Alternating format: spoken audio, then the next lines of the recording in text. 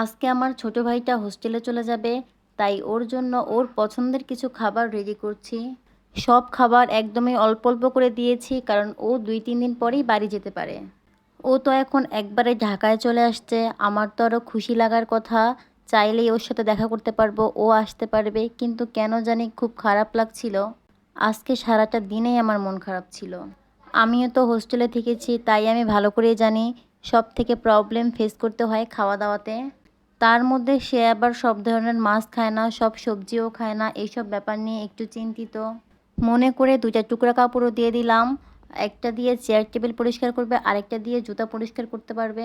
ছেলে মানুষ হয়েছে তো কি হয়েছে, তারও কিন্তু টুকটাক কসমেটিক্স আছে, এই তো সাবান, শ্যাম্পু, টুথপেস্ট, ব্রাশ এইসবও একটা ব্যাগে গুছিয়ে দিলাম।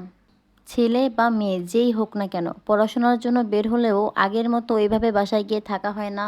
আর পড়াশোনা শেষ হওয়ার পরে তো জীবিকার তাগিদে বিভিন্ন কাজ নিয়ে ব্যস্ত থাকে। আসলে বেশি খারাপ লাগতেছে আমার মা বাবার জন্য। আমরা 3 ভাই বোনে এখন তাদের থেকে অনেক দূরে। 2জন মানুষই পুরোপুরি একলা হয়ে গেল। আর আমার মা তো সেই সাইদকে ভর্তি করার পর থেকেই কান্নাকাটি শুরু করছে, তারে ফোন দিলেই শুধু কান্না করে।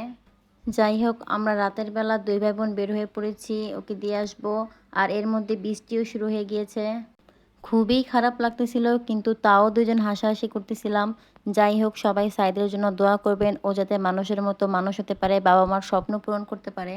আজকের মতো এখানে বিদায় নিচ্ছি, সবাই ভালো থাকবেন, আল্লাহ হাফেজ।